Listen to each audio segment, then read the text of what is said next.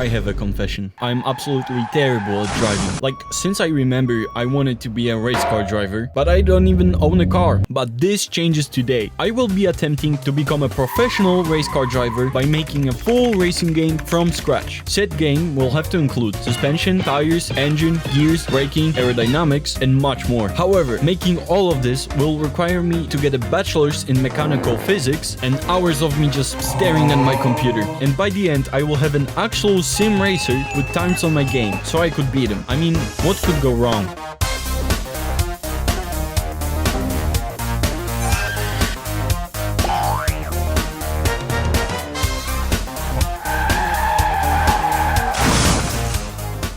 I wanted to start my challenge with a point of reference to see if I actually got better, so I downloaded the first simulator I saw and joined an online race. So I started my engine, got out of the pits, and literally on turn 1, and then turn 2, and 3, and 4, I've successfully managed to crash on every single corner and completed a single lap in 2 minutes and 17 seconds. A ground mounted mobility scooter could do better. The most important part of a racing game is the car, which we don't have, so to build it, I will be using a raycast system. This is the car I already made, but behind all the pretty but stolen 3D models, I got this, a gray block just floating around. If we turn on forces, we can see a bit better what's going on. All those lines you see are forces acting on the car, and the whole point of our raycast system is to build those forces to make the car feel realistic. So no Unity torque motors, no weird colliders, no like springs, this is pure math. Firstly, we're gonna be making suspension. Our suspension block will only have 2 components, a spring and a shock absorber. A spring is like a child on cocaine. If you give it energy, it's gonna do everything in its power to give you that energy back. And a damper is like a therapist that takes away a bit of a burden of this difficult life, because the damper cares. We love the damper. But when it breaks, this happens. So we create a spring by gaining the distance from the ground to the mounting point and multiplying it by our constant. Then to create the damper, we take the velocity of our ray point and apply an opposite force divided by the shock constant. So in short, the faster the spring moves, the more the damper tries to correct that. This is math that in real life looks like this, but in code it just looks like this. So with that, we now have coilovers. But the car just kind of slides around now, and we definitely can't drive it. This is where arguably the most important component of the whole car comes in: wheels. If we have no body, no insides, no suspension, and even no engine, if we position ourselves on the top of a hill, we can technically still get somewhere. But if you have no wheels, you're not getting anywhere. And the thing about wheels is that they like going in one direction, but really don't like the other. So to code them in, we take the speed of those 2 directions and cancel the horizontal one by adding a counterforce in the opposite direction. Then we just apply a driving force to the wheels we want powered, and we can now drive. But there are still a couple of problems we need to fix. First, our car just shoots into space with infinite speed. To fix that, we add a drag constant multiplied by the invert of our velocity. Second, if we turn too hard, this happens. So by using this curve, aka the tire slip ratio, we decrease tire grippiness based on horizontal speed. And thus, our car goes from 0 to 100% power in an instant. Which means technically we've made an electric car, but we want that pure American combustion. Oh yeah, brother. To do that, we introduce this engine power curve that tells our car how much torque it should put down based on rotations per minute, aka horsepower.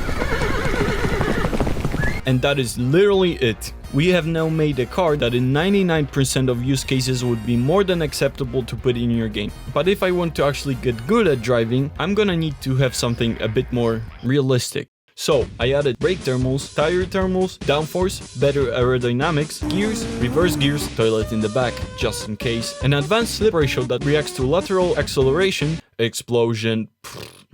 The awesome thing about making your own physics system is that you're not bound by engine limitations and can just keep adding features. But what's the point of having the most realistic simulator ever built if what you use to control it are just some stinky thingies? This is why I got myself this beautiful sim rig. I know there's gonna be someone in the comments that is like, oh, this is the optimal wheel. You should use the Thrustmaster 3000 TXTM GTX GX edition. This is the only wheel with force feedback I could afford because holy shit. If I could just stop really quick, I spent a lot on this video. Yeah, if you guys could just, I don't know, subscribe and maybe leave a finger, that would be awesome. Thank you. I then used the Logitech plugin to put force feedback to my game, but it just kept on crashing. It actually took me like 3 hours to get this thing to work. It's insane. But we are still driving on a completely flat map, and the car is just some random car I had downloaded on my computer. So after watching a lot of how to race videos, I came to the conclusion why I was so garbage in the simulator earlier. It's because I had a too powerful car. It was like I was trying to get my pilot's license and my trainer vehicle was an F-35 fighter jet. And we all know how that would have ended. So for progression, I chose 3 cars. A Miata, as much power as a lawnmower, but it's good for beginners. A Honda Civic, very light, but has good power. And a 2022 BMW M4 GT3 with about 500 brake horsepower and can pull over 2 Gs while turning. But first, it came time to actually use the built-in force feedback. That should be pretty easy. I just need to modify this a bit and carefully. A few moments later. That the hardware is connected and Logitech G. And the whole thing broke again. Once again, I had to spend hours rebuilding the Logitech plugin. I then used some more math to make the force feedback realistic, and then I mapped out individual tracks that changed depending on your car and began making the cars feel realistic. And by that I mean I just watched some racing videos on YouTube side by side with my game and tried to make it as close as I can.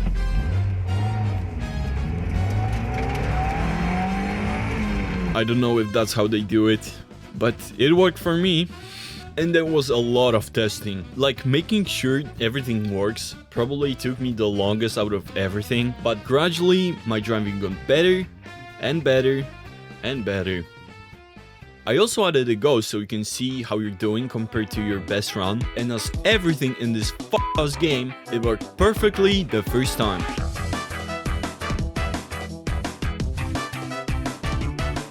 I then wanted to get some sound effects into my game, but since I massively exceeded this video's budget, I couldn't find any cool free ones. So that's why I decided to make them using my mouth.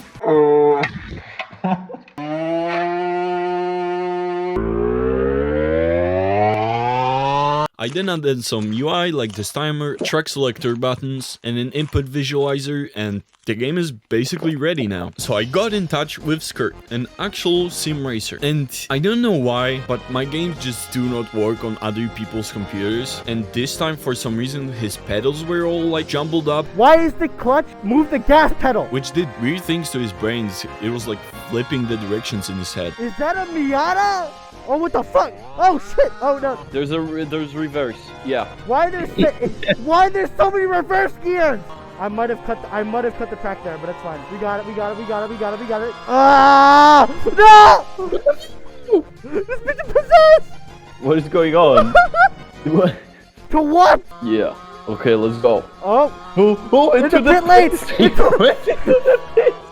What? Fuck! God damn it! Ah! Oh my god. This is a massive drive. You're flying. This is the worst tuned car I've ever experienced. Jump! But after a bit he put some times, so I hopped into the game. I started my engine, metaphorically, because my game doesn't actually allow starting engines, and I beat them in like 3 tries.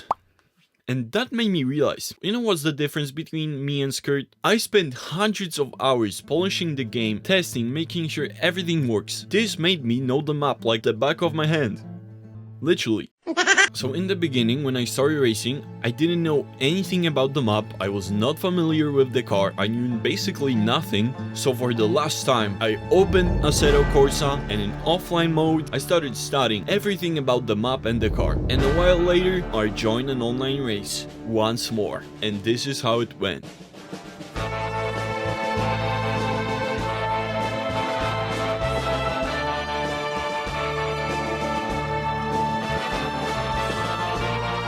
I won. Yeah, sorry, I wanted to make this a bit more climactic, but turns out if you study something for hundreds of hours, you do actually get good at it. So in the end, will making your own racing game make you a better driver? Honestly, yeah. Okay, bye.